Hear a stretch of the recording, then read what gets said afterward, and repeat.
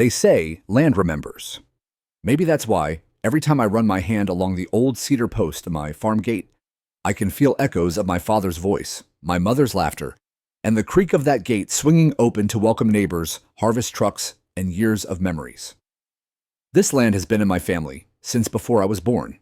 It watched me go off to the army at 17 and waited patiently through wars, deployments, and homecomings. And when I finally came back for good, retired worn, but not broken, I thought I was coming home to peace. I bought the tractor I always dreamed of, painted the barn red again, let the chickens roam a little too far, planted fruit trees, even though I knew I might not live to see them all bear. That's the thing about land, you don't really own it, you just care for it a while. And I intended to do right by it. The property stretched 43 acres rolling pasture, 2 fishing ponds, and the house I rebuilt with my own 2 hands. On one side was County Land Forest Preserve. On the other, a new development had sprouted like a rash over the past decade. Rows of identical homes, tightly packed, pristine, and strictly governed by a homeowners association, one that grew more aggressive with every passing year. At first, it didn't bother me. They had their bylaws, I had my boots. But over time, their lines kept inching closer, literally. It started with complaints about visual consistency. Apparently, my split-rail fence didn't match the white vinyl style preferred by the neighborhood. Then came the letters about livestock smells, tractor noise, and one unforgettable warning about the unsanctioned water feature on my property, which was just my father's pond dug in 1971. Still, I stayed quiet. I've fought in 3 countries. I wasn't about to start a war over lawn regulations. But things changed the day I noticed the gate. It was late September, early morning dew, still fresh on the grass. I was heading out to check the irrigation lines when I saw a bright yellow cone parked directly in front of my gate. At first, I thought it was a prank, kids, maybe. But next to it was a laminated sign zip-tied to the post: access, temporarily restricted pending HOA compliance review. HOA. On my gate, I looked around and spotted a man standing nearby. Mid-40s cargo pants, tucked into black boots, aviators on arms, crossed like he was guarding a military base. He had a reflective vest that said HOA Security Officer, as if that title meant anything on my land. "You can't go through there," he said flatly before I could open my mouth. "The HOA has flagged this access point. It may be encroaching on common property." I blinked. "Excuse me, you'll need to cease all access until we verify jurisdiction. There's an active boundary dispute under administrative review." I stared at him. He had no badge, no weapon, not even a clipboard, just a puffed-up sense of authority, and a tone that clearly said, "I'm used to people backing down." "Son," I said slowly, "this gate is on land deeded to my family since 1956. You've got no right to touch a damn thing on it." He shifted, annoyed. "The HOA president approved this. We're investigating all easements and access points related to the shared perimeter." "There's no shared about it," I snapped. "I let your landscapers turn around in my gravel path out of courtesy. Don't mistake that for weakness," he smirked. "If you move that cone or break that sign, it'll be considered a violation under Section 4C interference with enforcement protocol. HOA will be issuing a fine." I didn't yell, didn't shove. I just stepped forward and pulled the sign off the post. It tore with a satisfying rip. Then I picked up the cone and set it neatly to the side. The man stared at me like I'd kicked his dog. "You're making a mistake." "No," I said, walking back toward my truck. "You are." And that was how the standoff began. Over the next week, I got no fewer than 4 official notices from the HOA, each one more aggressive than the last. They cited zoning gray areas, boundary ambiguity, community ingress protocols, and other creative nonsense. They claimed my gate sat on a disputed access road and therefore could be subject to temporary administrative enforcement. It was legal gibberish, and they knew it. But they also knew something else. Most folks don't have the time or money to fight back. They fold. They comply. They paint their mailboxes and replace their fences just to avoid the headache. But I'm not most folks. What they didn't know, what he didn't know.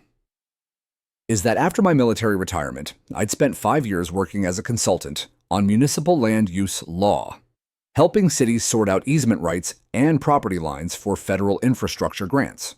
I may not be a lawyer, but I can draw boundary maps blindfolded and quote water access codes better than most city clerks. I also still had friends in city council, in planning and zoning, and in a few places, the HOA really wouldn't want to push. But I didn't threaten, not yet. Instead, I documented, photographed every notice, recorded every conversation, and each morning I opened my gate just like I always had, until the day he brought backup. It was a Thursday. Cloudy sky, the kind that presses down on your shoulders. I heard the beeping first truck lights blinking near the edge of my road. I walked out and found two vehicles parked across the gate. One was a landscaping truck, the other a black SUV marked HOA Enforcement Unit. The same man stood there, arms crossed, chin up, but this time 2 more were with him. One held a clipboard, one held a camera. "We've issued 3 formal cease and desist notices," he barked. "This is your final warning. And this," I said, reaching into my coat pocket, "is your final mistake." But I didn't pull out the injunction. Not yet. Not until they made it clear they weren't backing down. Not until they tried to stop my harvest. Not until I made sure the whole world would be watching.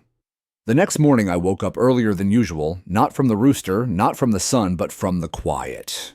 The kind of quiet that meant something was off. No distant hum of early traffic, no breeze ruffling the leaves outside. Just stillness. I pulled on my boots, grabbed my thermos, and stepped outside. And that's when I saw him again. Same vest, same smug stance, only this time, he wasn't alone. A second man, lean and jittery, with a thick binder clutched to his chest, stood beside him near the edge of my eastern property. They were about 50 feet from my front gate, peering at something on a tablet. When they noticed me, the jittery one quickly looked away, but the cop smirked like a man who thought he had the upper hand. "You're trespassing," I called out. The smirk didn't budge. "We're conducting a perimeter review. Routine HOA compliance patrol on private land." I raised my voice as I walked toward them, stopping short of the line of worn grass where my legal property began. That routine patrol better have a warrant or a court order. The jittery guy fumbled with his binder. We believe there may be an access encroachment. This portion of the access road wasn't clearly designated in the original plat submission to the county, and the HOA has..." "Let me stop you right there," I said. "That road's been in use since 1965. There are aerial photos of my dad's grain trucks using it before you were even born." "Try again."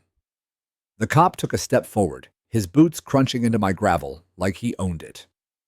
"We're not here to argue history. We're here to enforce compliance. This is about the safety of our residents." I laughed. I couldn't help it. Safety. You're blocking the only direct access to my farm. If I needed to get emergency equipment through, your plastic cones and power trip could cost someone their life. He crossed his arms. "You're being uncooperative, and you're being unlawful." His jaw tightened, but he didn't move. He looked at the younger man, who gave a small nod, as if that meant something. Then, without another word, the cop turned on his heel and walked back toward the parked SUV. I stood there a minute longer, watching the dust rise from their tires as they pulled away before I walked back to my porch and called my friend Cal. Cal had served with me during my last deployment and now worked in city planning. He answered on the first ring. "Tell me you're not surprised," I said. He sighed. "I wish I could say I was. I've had 4 complaints about that HOA in the past month. They're testing boundaries literally and legally. Most folks just give in. Well, I won't. I know. And that's why I'm going to send you something." That evening, I received an email with several attached plats, digital overlays, and the original development filing from when the neighborhood first sprang up next to my farm. As I zoomed in, I saw it clearly. The HOA property line stopped well short of my access road. In fact, there was a 27-foot buffer zone that had been designated as non-developable right-of-way, meant to stay untouched to preserve agricultural access. It was city-mandated, non-negotiable. But it had been conveniently forgotten. The next few days were quiet, but only on the surface. Letters arrived, certified mail in pristine white envelopes, each signed with the official HOA seal. One accused me of unauthorized obstruction of community ingress. Another warned that failure to comply would result in fines up to $500 per day. The last one demanded immediate submission of an access variance request. It was laughable and infuriating. I didn't reply. I documented. And then I built a camera post. Right beside the gate, I mounted a wireless trail cam, high-definition motion triggered with cloud upload. Let them try anything now. And sure enough, the next week they did. It was around 4:45 a.m. when the motion alert pinged my phone. I pulled on my jeans, grabbed the shotgun, not loaded just in case, and walked out into the early fog. That's when I saw them. Two men again. One was the cop, the other a new guy with a shaved head and a clipboard. They were dragging something across the gravel metal posts, and in their hands were zip ties and chain. They were building a barricade. I didn't yell this time. I just walked right up to the camera, turned to face it directly, and said loud and clear, "This is September 12th, 4:49 a.m. My name is Daniel Kramer. This is my farm gate. These individuals are trespassing, tampering with private property, and interfering with access protected by county ordinance and state law." I turned the camera toward them. They froze. The clipboard guy dropped what he was holding and stepped back. But the cop, he stared me down like he wanted to challenge it. For a moment, I wondered if he'd actually try to finish locking the chain. Instead, he spat in the gravel and muttered, "You'll regret this." "No," I replied. "You will." That day, I drove to the county courthouse and submitted my injunction request. It took patience, evidence, hours of reading, printing, notarizing, sitting in hallways as civil clerks passed files up the chain. But I had it all: photo documentation, video footage, original plat maps, even a statement from Cal. And 5 days later it came. Stamped, certified, and legal. A court injunction ordering the HOA to immediately cease and desist all attempts to interfere with access to my farm gate under threat of penalty and possible civil action. I didn't deliver it right away. I waited. Waited until the day I knew they'd push again. Waited until I saw them pulling up one last time with their yellow tape and their smug clipboard. Waited until the moment they thought they'd won. And that was when I stepped out onto the porch court injunction in one hand, coffee mug in the other, and said the words I'd been waiting weeks to say, "Let me show you something." He didn't even turn around when I said it. He kept marching toward the gate like he had a badge in his pocket and a sheriff at his back. Clipboard guy was following close behind, eyes scanning the gravel like he expected landmines. "Morning," I said, walking toward them with the rolled injunction in my hand. "Planning another unauthorized blockade." "Step aside, sir," the HOA cop barked without breaking stride. "This gate is under compliance action. You've been warned." I smiled tightly. Yes, I have. And now it's your turn." I stopped in front of the gate and unrolled the document with deliberate care. The sunlight caught the raised court seal perfectly. I held it up and pointed to the top line. "You are hereby ordered to cease all attempts to interfere with this private agricultural entry located at parcel 1423A, per the court's ruling effective immediately." The HOA cop didn't even blink. That's not binding. HOA policy takes precedence within community zones. I took a breath and lowered the document slightly. "That's where you're wrong. This land, this gate, has never been within your jurisdiction. Your community zone ends 76 feet back, as confirmed by city records, the original development plat, and the zoning overlays filed in 2009. Clipboard guy shifted uneasily. "Maybe we should..." But the cop cut him off. "I'm not debating this with a landowner." "You don't have to debate," I said. "You just have to read." I handed him the document. He snatched it with more force than necessary and began scanning his lips, moving as he read. His jaw tightened. His face drained slightly of color. Then came the subtle shift, the flicker in his eyes, when he realized this wasn't just some bluff or angry farmer shouting into the wind. This was real. This was a court order. And he'd been caught in the act of violating it on camera. Because, of course, the trail cam was rolling. I'd angled it perfectly this time. Audio synced, timestamp burned into the corner. And behind it, my backup, my phone in my shirt pocket, quietly recording everything from a second angle. Refusal to comply with this order constitutes civil contempt, I said calmly, which means the sheriff will be involved. And I imagine your enforcement unit won't look quite so official once that happens. He looked up, eyes narrowing. You think you can intimidate me with a few pages and a camera? No, I said. The court can, and the law will. The silence stretched. Clipboard guy cleared his throat again. Darren, maybe we should call the board. But Darren, the HOA cop, wasn't listening anymore. He crumpled the document in his fist and took a step forward. I didn't move. My military training kicked in then. Not in a dramatic, battle-ready kind of way, but in that quiet, immovable way. When you've held a line under real fire, a man with a vest and a clipboard doesn't shake you. You're making a mistake, he said again, voice low. No, I replied. You made yours when you thought you could push around an old man without checking whose land you were standing on. He stepped back. Not much, but enough. The bluff had been called. He spun on his heel and walked back to the SUV clipboard guy, trailing behind like a duckling. The SUV door slammed. The engine started, and then they were gone. I stood there a moment longer, watching the dust settle, breathing deep. I should have felt triumphant. But I didn't. Not yet. Because I knew how these people worked. Bullies rarely leave quietly. They regroup. Sure enough, that evening, I got a knock at the door. It wasn't Darren this time. It was Marlene Whitaker, the HOA president. Mid-50s, stiff as cardboard, with hair like molded plastic, and a purse that probably cost more than my tractor. I'd like to discuss your recent actions, she said, stepping onto my porch without waiting for an invitation. I didn't move to stop her. I was curious. She sat in one of the porch chairs like it offended her to be near anything made of wood, and looked at me with a smile that didn't reach her eyes. We understand you've been confused about certain boundaries, but I'm here in good faith. Good faith, I repeated. After your officer illegally blocked my gate. He's not an officer, she snapped before correcting herself.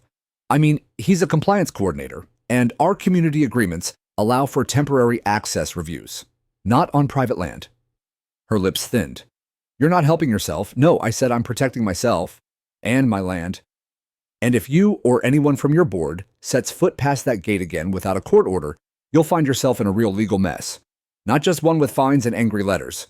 She huffed, stood, and looked around the property like it offended her.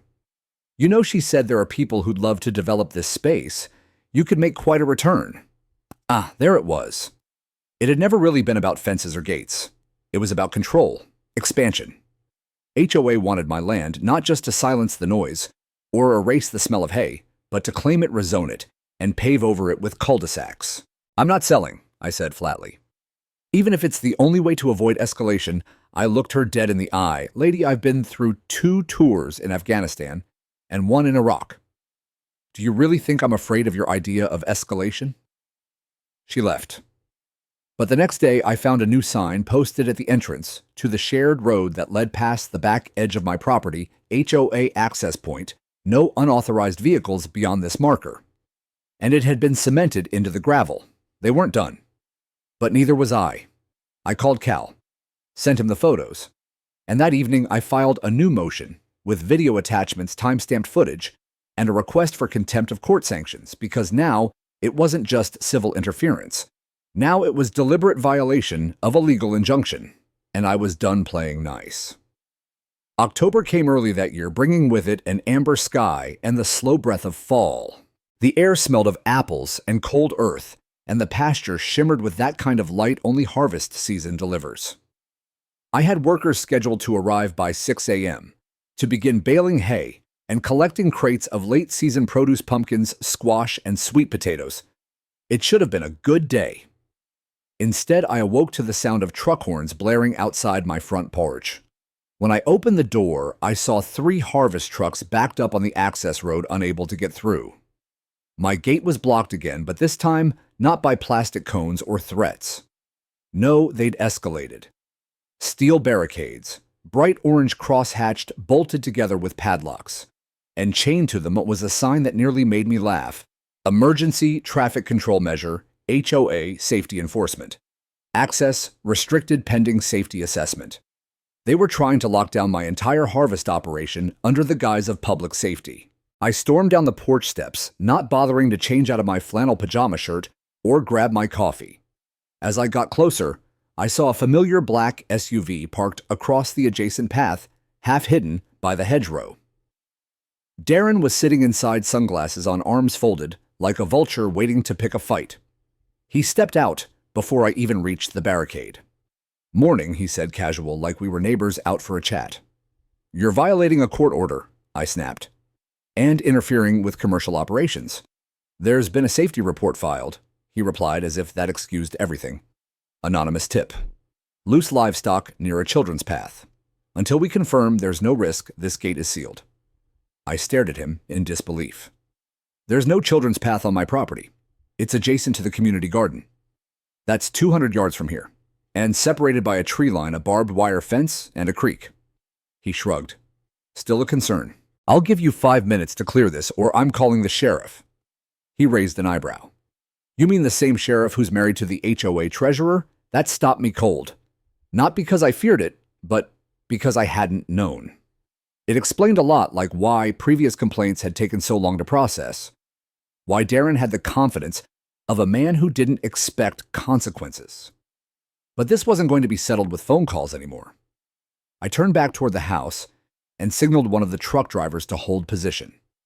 Then I went straight to the garage, unlocked the gun safe, not for weapons, but for the manila folder I kept inside. It was marked Injunction, active, and contained copies of every court document, every photo, every time-stamped video from the past 30 days. I didn't bother with sheriff deputies this time.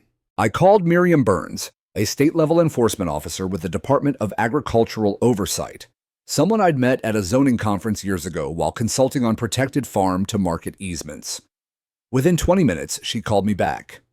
I explained everything, sent her the videos and photos, including live footage from the trail cam, which clearly showed Darren standing near the padlocks. "Jesus," she muttered. "You're not kidding." "No, ma'am." "You want a cease and desist, or you want this escalated? Let's go escalated." She exhaled. "Done. I'll get the DA's office on the line. Expect a call." By noon, the trucks had to turn around, and I lost a full day of harvest. The delay cost me hundreds in labor and 2 crates of perishable greens spoiled in the sun. It didn't ruin the season, but it stung. More than the money, it was the principle. These weren't just power-hungry rule enforcers anymore. This was tactical harassment. 2 days later, Miriam herself showed up at my property. She was tall, plain-spoken, and didn't waste time.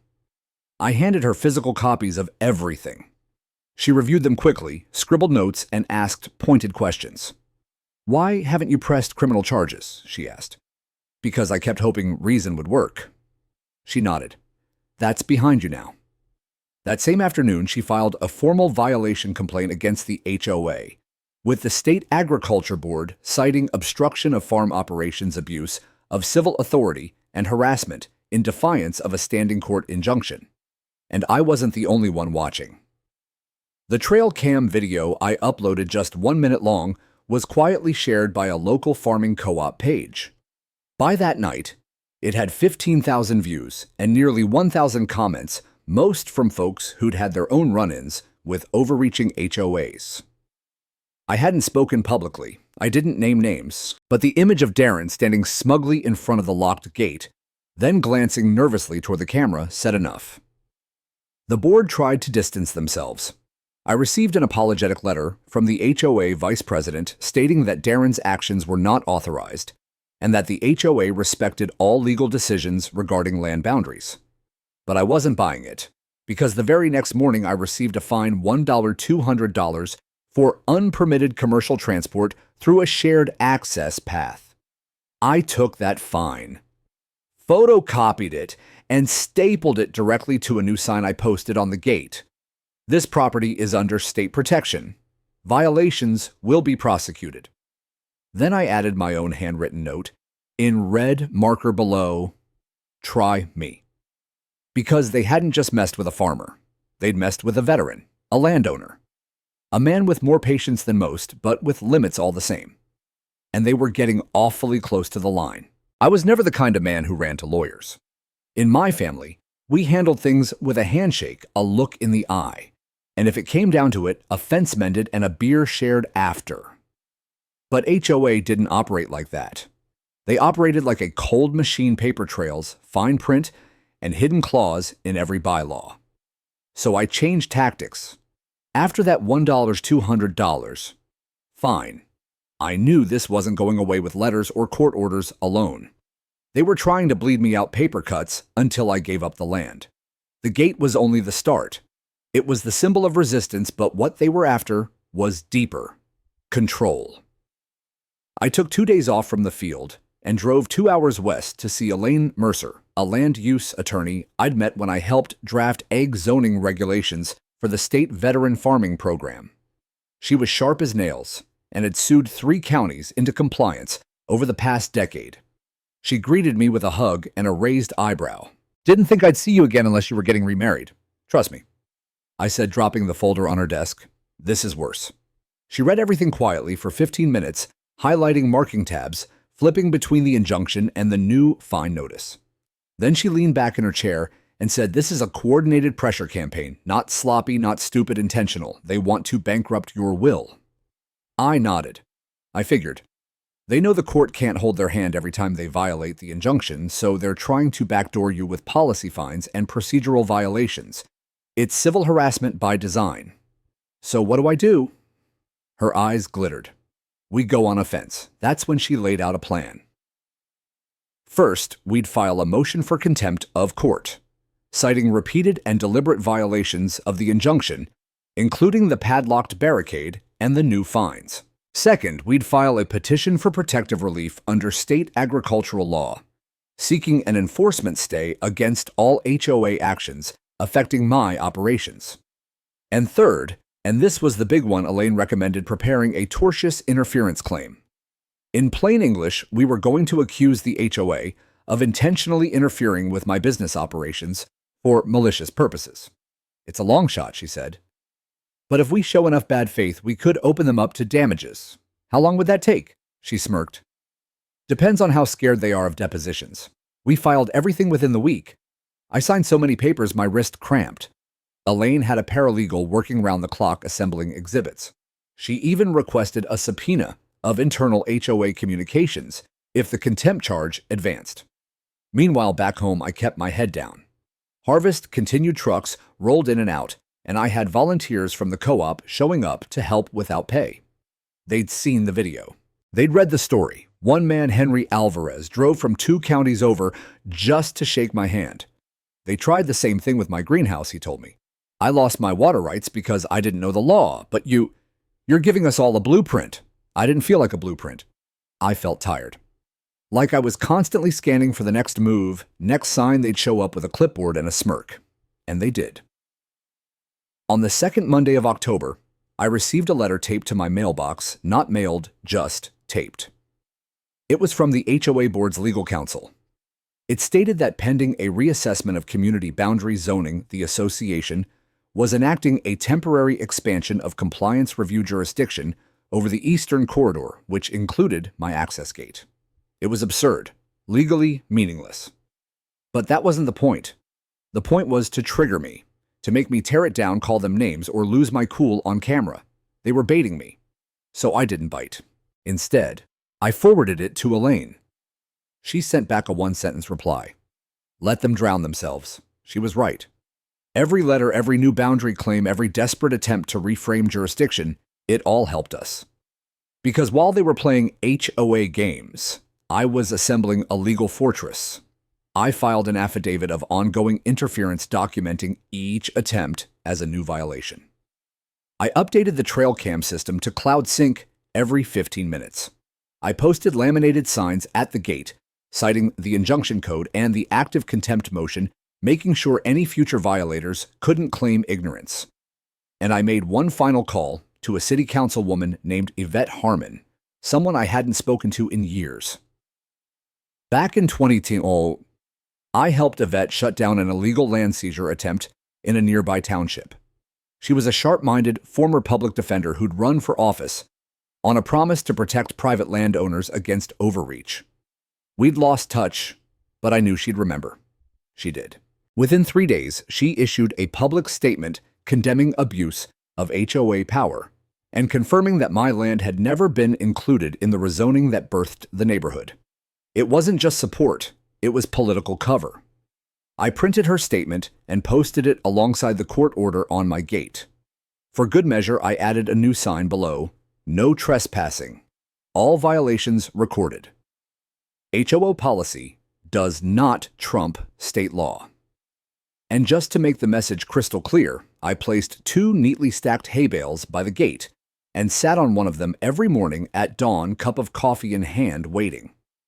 Some mornings, Darren drove by, slowed down, never stopped. Sometimes I'd wave, because he knew what was coming.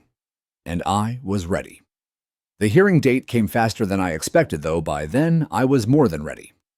Elaine had prepped everything with the precision of a military operation, and frankly, it felt like one. There was a kind of discipline to it, the evidence, the paper trail, the chain of accountability. It was like every battle briefing I'd ever done, only this time. Instead of hostile terrain, we were navigating a courtroom. And instead of body armor, I had a 3-inch binder and the truth on my side. We met in a small county courthouse, nothing grand, just one of those red brick buildings with a tired American flag outside and an air of permanent mildew within.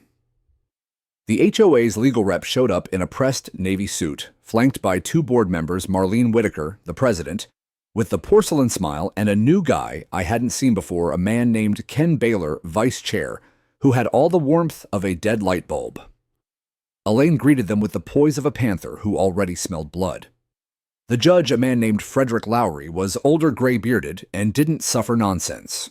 He'd presided over land disputes in this county for 25 years and could sniff out bad faith from a mile away.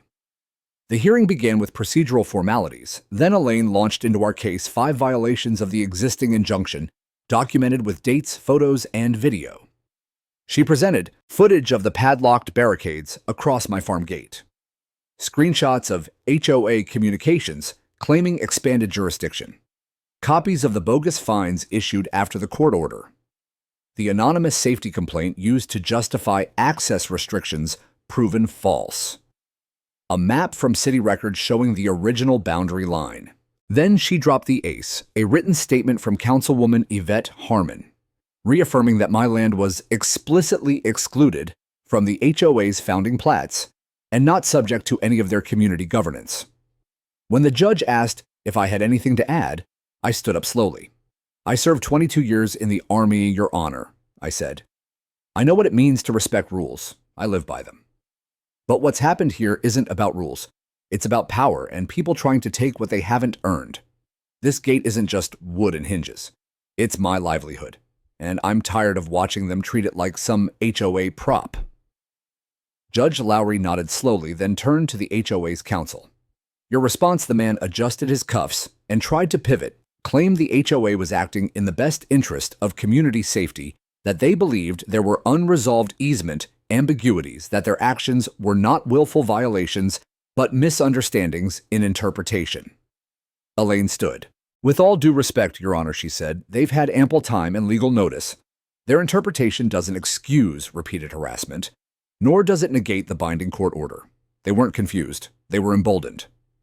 Judge Lowry held up a hand. "That's enough." He spent a moment reviewing the files on his desk, flipping through the evidence silently. Then he leaned forward. "This court finds the HOA in violation of the previously issued injunction," he said clearly. "Their actions constituted deliberate interference with protected agricultural operations and with the plaintiff's lawful access to private property." He reached for a fresh sheet of paper. "Effective immediately, I am issuing a permanent injunction barring the HOA from taking any future enforcement action within 30 feet of the plaintiff's boundary line. Any attempt to assess fines, restrict access, or claim jurisdiction without explicit court approval will result in punitive sanctions." He paused, then added, "Furthermore, I'm referring this matter to the district attorney's office for review under civil harassment statutes. If they choose to pursue charges, that's their prerogative. Marlene's face went pale. Ken Baylor muttered something under his breath. I didn't smile. Not because I wasn't relieved, but because I knew it wasn't over yet. Bullies don't disappear just because a judge tells them to. They just get quieter, more calculating. But for the first time in weeks, I could breathe. Elaine patted my arm as we left the courtroom. That was the hard part, she said. Now we watched them unravel, and unravel they did. The local news ran a small segment on the hearing 2 days later. Nothing explosive, but enough to raise eyebrows, especially the part about possible criminal review. HOA members started asking questions. At the next board meeting, 3 homeowners stood up and demanded an explanation. I wasn't there, but I saw the footage. Someone recorded it on their phone. You could see the panic behind Marlene's eyes. She tried to spin it, claim it was a miscommunication, that the court misunderstood their position. But then someone shouted from the back row, "Why are we paying legal fees for a fight we didn't vote on?" That clip made the rounds online. And just like that, the tide began to turn. I stayed quiet. I didn't post, didn't gloat. I let the court order speak for me. That week, I ordered a new metal sign for the farm gate. Simple black letters on brushed steel, private agricultural access, court protected, under injunction, C-12-3498. No HOA authority beyond this point. And just beneath it, in smaller font, respect is earned. Trespass is prosecuted. I installed it myself just before sunset. The trees behind me were orange and gold, and the gate creaked open in the breeze, like it was sighing with relief. I stood there a long time listening to the stillness. Not the kind of stillness that warns, but the kind that heals. It was the first peace I'd felt in months, but deep down I knew the HOA still had moves left to play. And I had a feeling the next one wouldn't come in the form of a letter. It was a Thursday when it happened. The kind of October morning where the fog hugs the fields and the sunrise barely cuts through, casting the world in shades of ash and gold. I was already awake, sitting on my porch with a mug of black coffee, watching the mist roll across the pasture. My breath steamed in the air. The gate some 60 yards out was silent, undisturbed, or so I thought. At 6:02 a.m., I heard the faint clatter of metal, a metallic scrape against gravel, then a low hum, like an engine idling just out of sight. I stood coffee forgotten and walked to the end of the porch. The fog parted just enough for me to see the shape of a vehicle sitting near the edge of the access road, black SUV, same one as always. And beside the gate, barely visible through the morning haze, 2 figures moved. One was unmistakable, Darren. The other I didn't recognize at first. Broad-shouldered, carrying something bulky. It wasn't a clipboard. It was a toolkit. They were working on the gate, tampering with it. Despite a permanent court injunction, despite being humiliated in front of a judge, they were back like roaches after a spray crawling in the early hours, hoping no one was watching. But I was. And so was the trail cam. I didn't call out, not yet. I stepped inside, retrieved my phone, and opened the feed. The footage was already streaming to the cloud, crystal clear. 2 men working together to remove the hinges from the side of the gate, trying to lift it off the post entirely. They weren't just blocking access this time. They were removing it. I hit record on my phone and walked calmly down the gravel path toward them, boots crunching loud enough to make Darren snap his head up. His eyes widened as he saw me, and the phone pointed right at him. "You're in violation of a court order," I said, voice steady, "and you're being recorded." The other man, bigger balding, looked like maintenance crew, froze with a socket wrench in hand. Darren took a step forward, trying to block the view. "This is HOA property maintenance," he said, louder than necessary. "The gate is obstructing emergency vehicle access. You lost that argument in court. There's a permanent injunction. We're responding to a new complaint, resident concern over your trespassing," I cut in, "and tampering with private infrastructure." The bigger man stepped back, clearly unsure now. Darren glared at him, then at me. "Turn off the camera." "No. You're provoking a confrontation." "No, Darren. You did that when you showed up here, after a judge told you not to come within 30 feet of this boundary." I reached into my jacket and pulled out a folded copy of the court order, laminated and kept in my inside pocket like a passport. "You want to read it again?" He didn't take it. Instead, he reached for his radio and muttered something low. The SUV's engine started. That's when I knew this wasn't some rogue operation. They'd come prepared. I stepped back and raised my voice. "You are being filmed. This is private property. You are in contempt of court. I am calling the sheriff." "You won't get through," he snapped. The sheriff's office already declined to intervene. That was true. The local sheriff had kept his distance since the injunction, citing jurisdictional sensitivities, but I hadn't called him. I turned my phone to speaker and hit the number I'd programmed in 2 days earlier, Miriam Burns, the state enforcement officer. She answered after one ring. "Mr. Kramer." "They're here," I said. "Tampering with the gate. I've got video and live recording. Do not approach further. I'm dispatching state enforcement now. Stay safe." Darren's face changed as soon as he heard her voice. He knew the name, knew what it meant. He stepped back from the gate, lips tight. "This is going to backfire on you." "No," I said. "This time it lands squarely on your shoulders." Within 15 minutes, a marked state vehicle pulled up from the south side, unmistakable blue and silver livery. 2 officers stepped out, both in clean uniforms, badges gleaming. They didn't even glance at me. They went straight for Darren. I kept recording. They asked for ID, asked what he was doing, why he had tools, why the gate was partially dismantled. Darren tried to play it cool, but the big guy had already folded, explaining he'd been called in by the HOA enforcement team to assist with emergency access improvements. It was all unraveling. Then one of the officers asked Darren the question that changed everything. "Were you aware of the permanent court injunction filed on September 30th and reinforced on October 9th? Darren hesitated just a beat too long. That's when the other officer removed a folded document from his clipboard. I couldn't hear everything, but I caught enough. "You are being served." He had violated the injunction again. And this time there were state-level consequences. The officers didn't cuff him. This wasn't an arrest. But it was worse in some ways, a formal service of violation, a statement signed on camera, and a citation that would force him into a courtroom he had already lost once. They made him step aside, took photos of the gate, the tools, the vehicle. And then, best of all, they asked me if I wanted to file a civil suit for damages. I said yes. Darren didn't look at me as he left. He didn't yell. He didn't smirk. He just got into the SUV and drove off the tires, kicking up dust that barely rose in the cold air. "The big guy." He gave me a small nod and apologized. Said he had no idea what he was walking into. I believed him. But I made him help me reattach the gate anyway. By the time it was secure again, the sun had fully risen, burning off the fog. The camera was still rolling. The farm was quiet. And I stood there, hand on the latch, breathing in the sharp morning air. Not victory. Not yet. But a turning point. Because from that moment on, I wasn't the only one holding the line. Now the state was watching. And the HOA knew it. By that afternoon, the video was everywhere. It started small, a clip posted to the local farmers' co-op Facebook group. Just a minute-long segment from my trail cam footage, Darren caught mid-step socket wrench gleaming in the dawn light, then frozen in place as the state officers arrived behind him.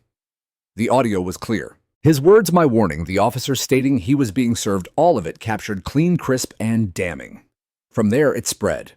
Someone posted it to Reddit under the title, "HOA tries to tear down veterans gate, gets served by the state."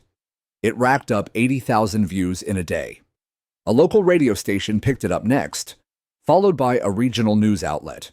And suddenly, my quiet little patch of farmland was on every HOA watchdog blog across the country.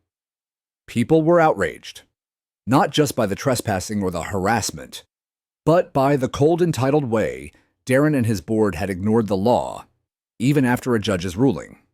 The court order laminated at the gate became a symbol, a line in the sand.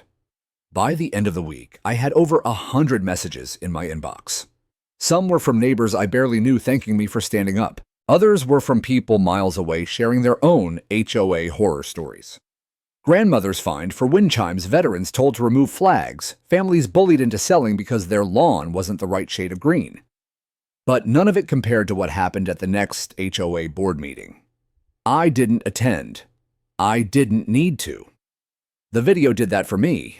The meeting was held at the community center just across the wooded buffer zone from my land. It was supposed to be routine financial updates, landscaping bids, whatever else they put in those boring packets, but it turned into a storm. A neighbor named Jolene Travis, a retired schoolteacher, stood up first. Her voice was soft but firm. "Why are we being sued?" she asked. "Why is a veteran farmer with a legal injunction filing for damages against us, against this community?" Marlene tried to pivot. "There's been some confusion, Jolene. Our compliance officer was acting. He was tearing down a gate," Jolene snapped, "on private property, after a judge told him not to. That's not confusion. That's contempt." Applause broke out in the back of the room. Then came Robert Sweeney, a former HOA treasurer. He brought printouts, screenshots of the video the injunction ordered the violation citation. He read aloud from the court's ruling and asked, point blank, who authorized Darren to return to that gate, who approved spending HOA funds to send a contractor out there in the dark of morning. Was there a vote? Because if not, we've been misled. Marlene's voice trembled when she responded. The board was attempting to preserve easement clarity and ensure safety, but no one was listening anymore. People were yelling, demanding transparency, calling for a vote of no confidence, accusing the board of using dues for personal vendettas. Someone shouted, "He's not even on our land. He's never been under HOA." Another voice added, "We're paying for Darren's ego trip." By the time it was over, 2 board members walked out. One neighbor reportedly slammed a stack of fine notices on the table and said he was withholding dues until leadership changed. I got word of all this from Cynthia Lane, a homeowner who emailed me that same night. She attached a video clip from her phone. It showed Marlene trying to regain control of the room, her voice drowned out by rising voices, her gavel tapping uselessly against the plastic folding table. Then someone yelled, "Kramer beat you with a sign and a camera." That's all it took. That part made me laugh. I sat on my porch watching the sunset bleed into the tree line and wondered how a quiet man with a hayfield and a coffee mug became a symbol of resistance. But it wasn't just about me. The next morning, 3 homeowners from the neighborhood came to my property, not with threats or notices, with apologies. Jolene brought homemade bread. Robert brought copies of old zoning records he'd dug up himself. Cynthia brought a small bouquet from her garden. "We didn't know it had gotten that bad," Cynthia said, eyes welling a little. "We just assumed the board was telling the truth." "It's easy to assume," I said, "especially when it's easier than fighting." Robert cleared his throat. "There's going to be a recall vote. Marlene, Darren, half the board. We're starting petitions tomorrow." I nodded. "I'm not looking for revenge." "We know," Jolene said. "But we are looking for justice." They left with handshakes, their eyes clearer than when they came. That afternoon, Elaine called. "You've become a minor celebrity," she joked. "The DA's office officially declined to press criminal charges, but they are adding your footage to their HOA abuse training seminars. Not bad for a guy who just wanted to bale hay. Any word from Darren only, through his lawyer. He's considering settlement on your civil claim, wants to avoid depositions." I leaned back in my chair and let the quiet settle. For the first time in months, it was real quiet. Not the kind that hides things, the kind that means the threat has passed. I looked out across the fields, golden and still, the gate standing tall and proud beneath its court-ordered sign. Darren hadn't just lost a legal battle, he'd lost his power. Because it turned out when you try to block a man from his own land, and you do it with lies and arrogance and fake authority, you'd better hope he doesn't know the law, or that he's not patient enough to learn it. And I was both. 2 weeks after the confrontation at my gate, I started noticing little things changing on the other side of the tree line. The HOA signs that used to sit proud and centered at the neighborhood entrances, clean, sterile plaques declaring private community, HOA guidelines enforced, were being taken down. Slowly. One by one. By hand. Not in the dead of night, but in quiet daytime gestures. A man with a stepladder here. A woman with a screwdriver there. No fanfare, no announcements.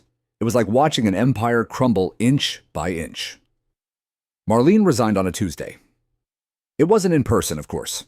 She emailed the HOA mailing list and cited health reasons and an increasingly hostile environment, not conducive to service. No apology. No acknowledgement of what she'd done, just an elegant retreat. Darren, he disappeared. Rumors swirled.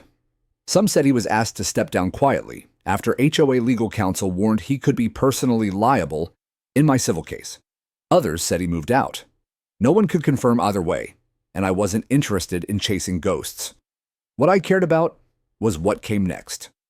The HOA called for a special election to fill 4 board vacancies. A group of residents, Jolene, Robert, Cynthia, and a few others, formed a temporary committee to oversee the vote and rewrite portions of the bylaws. One of the changes they pushed hardest for a clause banning any form of HOA enforcement action on property, not legally within the HOA's jurisdiction. It passed unanimously. A week later, I received a formal letter, not a threat, not a fine, but a printed signed apology from the acting board acknowledging the unacceptable overreach by prior leadership. They included an offer to cover legal expenses related to my injunction proceedings. I declined the money. But I thanked them for the letter, and I meant it. Because something deeper than paperwork had shifted. People were talking to each other again. Neighbors who'd once hidden behind fences and code enforcement were now swapping gardening tips over coffee. One even asked if I'd be willing to teach a small workshop on irrigation systems. Another offered to bring her grandkids over to meet my goats. It was human again. The gate, of course, stayed up. I added a new coat of stain, reinforced the hinges, and welded a custom emblem into the top bar, a stylized eagle perched on a fence post, wings outstretched. It wasn't about decoration. It was about permanence.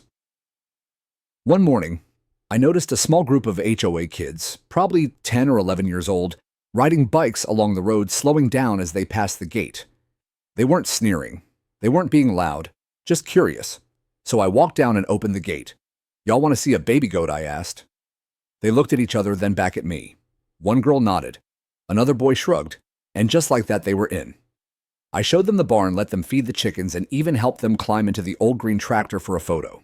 They were wide-eyed and grinning the way only kids can be when something real touches their lives for the first time. When their parents came by to check on them, half apologetic, half curious, I offered coffee. Some stayed, some didn't, but none turned away coldly. We talked about the gate, about the neighborhood, about how things had spiraled. I didn't give speeches, I didn't scold, I just told the story. And they listened. The story of how a man with a farm was almost shut out of his own land. How policies written in meetings became weapons. How power once unchecked can become cruel without even realizing it. But also how truth, quiet, steady, well-documented, truth can win. Not easily, not quickly, but fully. Elaine called that evening. She said the HOA's insurance provider had agreed to settle my civil suit out of court.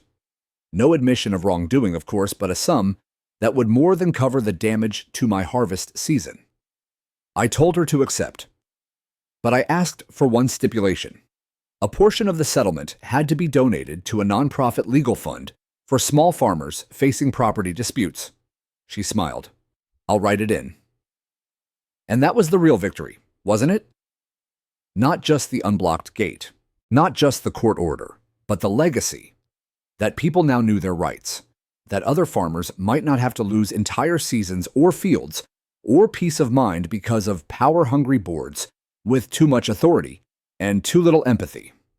In early November, I received an invitation from the State Agricultural Board to speak at their winter summit. The email read, "Mr. Kramer, we believe your experience represents a growing pattern of HOA conflict in semi-rural developments. We'd be honored to have you present a session on navigating property law, civil action, and personal resilience." I didn't answer right away. I walked the fields that afternoon, watched the wind ripple across the browning hay, touched the bark of the pecan tree where my father used to lean and smoke his pipe. And then I said yes, because I realized something. They'd tried to silence me, but now they were asking me to speak, and I would, not just for me. For anyone who's ever been told to back down from what they rightfully own. The morning I left for the summit, frost dusted the fields like powdered sugar. My breath came in thick plumes as I loaded the truck, not with tools or seed this time, but with something I hadn't carried in a long while. A story meant to be shared, not survived. The drive took 3 hours through country backroads, past rolling farmland, and quiet towns where the biggest conflicts usually involved a church bake sale or a clogged culvert. It felt like driving back through time, and yet I knew I was bringing something painfully modern with me. When I arrived at the conference hall, they had my name printed on a badge, Daniel Kramer, farmer, veteran, landowner, advocate. I stared at that last word for a long second. Advocate. I'd never claimed it. I hadn't meant to become one. But somewhere between that first blocked gate and the last signed letter, I'd earned it. The room where I was set to speak wasn't huge, but it was full, people sitting in rows of folding chairs, notebooks in hand, coffee in thermoses, faces lined with years of worry. You could see it in their eyes. They'd each lost something to someone with more paperwork than compassion. I didn't speak from a script. I didn't need to.